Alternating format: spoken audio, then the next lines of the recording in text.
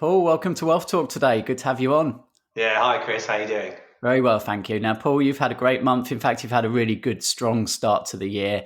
And you're one of our founder members as well. So very much looking forward to hearing your story and your journey. And as usual on the Member Spotlights, we'll be walking through the 9 steps of our recurring revenue roadmap today. So why don't we kick off with step number 1?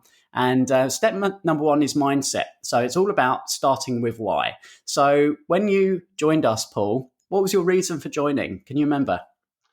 Yeah, so I'm going to go. I joined the foundation in October 19. So I guess what's that? Nearly a year and a half to 20 months ago, something like that. And I had recently left my job, and I want to say recently, probably a year before that, in February 18. But that was after quite a bumpy 12 months. But the feeling of wanting to make some sort of seismic change had been there for some time because I've got 2 children who are now 10 and 12. But when I was left my previous role in 2015, they were quite young. And what I was starting to find was that I'd carved out a fairly decent career in corporate world, but a lot of my time was based in London, which was about 80 miles away from where I actually live. So I was missing out on quite a lot of time with the kids. And there was just this one particular moment when I was thinking, so I was standing on, I think, about the 6th floor of a glass building in London, and I'm picking up my phone and I'm ringing my wife to basically say I'm not coming back for my child's nativity play. And I was literally going to go across the road to Marks and Spencer's and buy pants and shirt so I could stay down for another night because of a really important meeting that I could not get back for. And I sort of woke up the next morning, and that's got to be best part of probably 8-9 years ago, and it still kind of haunts me now. And that, I think, was probably the pivotal moment when I just thought, you know what, I've got to have a think about this. I'm earning okay, so it was never about the money. I actually quite didn't mind the job at the time, but I was just missing out on so much. And I just thought, you know what, I've got to do something different. And then eventually that manifested itself in 2017. We're making the decision, and it took till early 2018 to leave. And I guess the rest is history. Yeah. And can you remember how you came across WealthBuilders and why did you decide to work with us in particular? I can't remember how I came across you guys, if I'm honest, but it was just a case of I'd been on a course or something, and I think Kevin had been there, and he mentioned the word SaaS, and I knew I had some final salary pensions that would be reasonably tasty, and I started to talk to him about that about maybe 12 months even before I actually joined officially Wealth Builders on the foundation course as it was then. And yeah, I just decided to go with you guys because I already knew a little bit about property, which is my main pillar. But what I found was there were lots of specialist trainers and people that reckon they can make you rich doing a certain particular strategy. But what I was looking for was someone who's a bit more holistic and would look at wealth in the round, and all the different sort of asset classes that you could utilize to get to that point. And Kevin resonated with me. What you guys were doing resonated, and I was a bit of a DIYer, I think, is the expression that that you guys have used, and I certainly can resonate with that. And so I was doing okay, but I just didn't have the guidance, and there was no sort of roadmap or blueprint to follow. And I really liked what Wealth Builders was about. So that's kind of how it started, and then eventually officially got joined up in October 19. Excellent. Okay. So step 2 then is the wealth gap. So this is really understanding about, the 5 levels of wealth, where you are, where the next level is. So can you remember which of those levels you were at when you joined? Well, the lowest. It's simple. It's below the lowest, probably. Yeah. So I was in a reasonably good job. So, my levels of income were pretty decent. So I had to kind of get back to somewhere near that to get to financial security. But I was below financial security. I did have a small property portfolio that was generating some income and probably cover about half our running costs, if you like, for the month. So, and I saved up and planned for this exit. But yeah, it was below financial security is where I kind of started. Okay, and where are you now? Well, I'm glad to say we went to financial security very quickly, just in 1 or 2 deals, and then we've made quite a big stride forward over the last 18 months, and we've gone through financial independence, and we're kind of sitting at just about financial abundance, I guess, and moving right the way through. So I'm now going for that financial legacy figure, which is a pretty big one. But if I think about where we were, we're probably 6 6.5 times the income of where we were when I sort of sat down and worked it out to start off with, which is, and certainly that's where we'll be by the end of the year. I mean, there's a couple of things that are in the pipeline, so they're not necessarily dropping in just yet, but one or two have done in the last few months, and you can notice it. It's a lot of hard work, but it has moved me along that funnel, well, up the funnel, if you like, and the thermometer is nice and full, which is great. Yeah, that's absolutely fantastic. I mean, stage one in the recurring revenue roadmap is all about building confidence. So, we're on step 2 here, which is understanding, are you at insecurity, security, independence? But, how has your confidence changed and your mindset over that period of 18 months? How do you feel now compared to when you started? Considerably different. It was, I lacked a lot of confidence, even though I wasn't necessarily doing anything particularly wrong.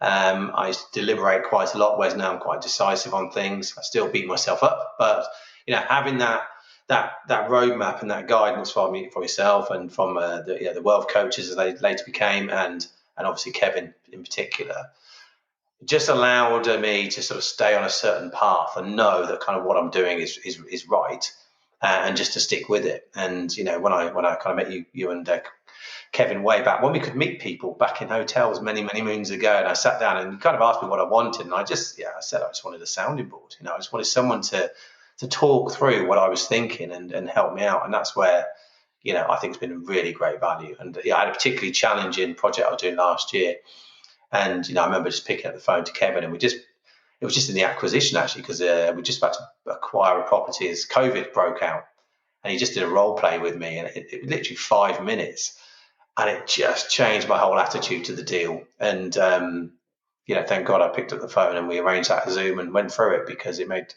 a difference. And that one project alone is probably going to put in £1,500 a month in my pocket every month, as long as I hold on to it. So, a really, really crucial 5-minute conversation. Brilliant. Yeah. So the foundations are in place, and the final step 3, is to put the roof on. So do you have any examples, Paul, of, checking your roof, making sure that you had that protection in place? Yeah, as I said, I was fairly savvy about things. I'd already got a will and legal powers of attorney, and I do also do protection insurance myself for other people, and so I had got a level of insurance. But it's just making sure that everything is in place and it's all up to date, and making sure we've got the right value on there, and making sure that we're well protected, and moving. The biggest one was, of course, moving our pensions into our trust effectively. That protected that legacy money really for myself and my wife and my kids ultimately, that we just couldn't have got to. Yeah. Well, that leads us nicely into stage 2 now, which is all about building knowledge. So we start with step 4, and that's the 7 pillars, the assets. Now, you talked about, obviously already had experience in the property pillar. So, you built upon that. And have you been able to diversify and learn about some of the other pillars along that journey? Yeah, I mean, I think it wasn't so much about learning about other pillars particularly. It was more about the strategies within that pillar. So I was very much into, vanilla buy-to-lets, let's call them that. I had done some renovations and some extensions and bits and pieces like that, but it was, very much your standard 2-3 bedroom buy-to-lets. And I'd done it the old-fashioned way of just working hard, saving some money, enough to get a deposit, buy it, and just, grateful to pick up 200, maybe £300 a month if you were lucky. And we had a few of those, so it wasn't going too badly. And we were fortunate we'd benefit from some low interest rates, which I knew was kind of artificially making it look a lot more impressive than it actually was. But what I did learn, and that's where sort of collaboration with wealth builders and people within wealth builders and friends of wealth builders, should we say, was around other strategies, and particularly, I've become a bit of an expert, I suppose, if I don't mind blowing my own trumpet a little bit, is on HMOs. Really got into the detail. I've got a law degree in my education. I'm quite a detailed sort of person, and I really got into the skin of that. I'm not the best at flair and design, but I really got into that, and that's really allowed me to get really clued up on the sort of financial side. And we virtually get all our money out on every deal that we do, and they're big, 6-7 bathroom projects. When others are leaving big chunks of change in there, we're managing to get ours out, and that's just really for good financial planning and the way we do things. But Okay. Yeah, so that was a particular strategy that we've really embraced. Yeah, that's good. So, just on the pillars, then, I know that you mentioned pension. So, pension pillar you've brought into play, and joint venture pillar as well. Yeah, so we do joint ventures. I've got a business partner, which on one of our companies. That's effectively a long-term joint venture. We have invested in others as well, which is great. And we're in the process of just doing some joint ventures now. But the pension was the big one because both my wife and myself had final salary pensions.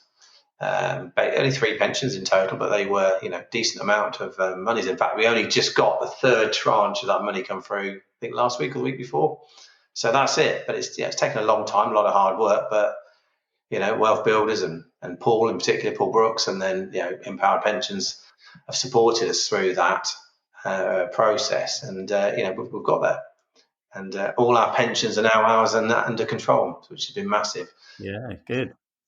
So the synergy of different pillars working together there to give you that strength really. Yeah, So exactly. okay, moving into step five. Step five is leverage. So we know leverage is key to wealth building, and it's not always about financial leverage, but it's intellectual leverage. So your experiences and your relationship Yeah, leverage. exactly. Um, Systems, and then obviously time. We're all most people are short of time, so we want to make sure that we're putting our time into the right things. So have you got any examples of how you've brought leverage into play to help you build your I wealth? think the biggest one for us is obviously leveraging SaaS, but actually it's about leveraging the relationships and collaboration with others. So we've got investors that have been kind enough to support us on our journey, which has helped. That takes a lot of collaboration and leveraging someone else's money, which is the biggest one. They get a great return and we get a great return. We generally hold on to the asset as well. So we get a lot of recurring income from that. We've leveraged our SaaS money through things like loan backs, but we've also leveraged it through investing in other people where they'll actually not just give us a return on our cash, but a return on our intellect, actually some help us learn about stuff, particular strategies along the way, like commercial conversions or HMOs, whatever it might be. We've tried to leverage that, and obviously we've leveraged the experience of others who are further down the path that we want to tread and learn from their mistakes. I leverage my buddy group. I leverage Kevin. I leverage everybody to a certain extent in the nicest possible way. And I'm also willing to help others where I can as well. To return that favour. Excellent. So step six is strategy. So we've heard that your strategy is HMOs, and are you exploring any other strategies, or are you just keeping focused on the one? No, we're not focused on one. So we have myself and Matt have serviced accommodation apartments. I have several buy-to-lets, geographically diverse as well. In the northeast, the northwest, the Midlands, where I am, and sort of East Midlands. We've got some stuff like London. It's all over, and that's deliberate to give us that regional diversification because to focus too much on one area is probably not necessarily prudent, in my opinion. HMOs have been a big one, and it's not necessarily something that I particularly embraced in the early days, but you can't ignore the rewards that it can deliver. So we've just decided to go right towards the high end. We spend a lot of money on renovating these, and we focus particularly on the build quality, and we start with our customers, our tenants in mind. What do they want? What would make them happy? And we work backwards from there. And we just don't cut any corners. We're high quality. We were told by one of the 5 officers recently we're the best in the region now at what we do. It's an extremely proud moment, but it's just doing everything with integrity and making sure that we really focus on that. And Yeah, I mean, we've obviously seen the photos and the videos of your properties, Paul, and they are absolutely magnificent. So perhaps you watch could this share. space. I've got the latest one now. I've got the video a couple of days ago, so I'll upload that as well. It's even Yeah, better. well, I was going to say, why don't you share that in the Wealth Builders Facebook community, Yeah, and I then will do. everyone listening can see the quality of your properties.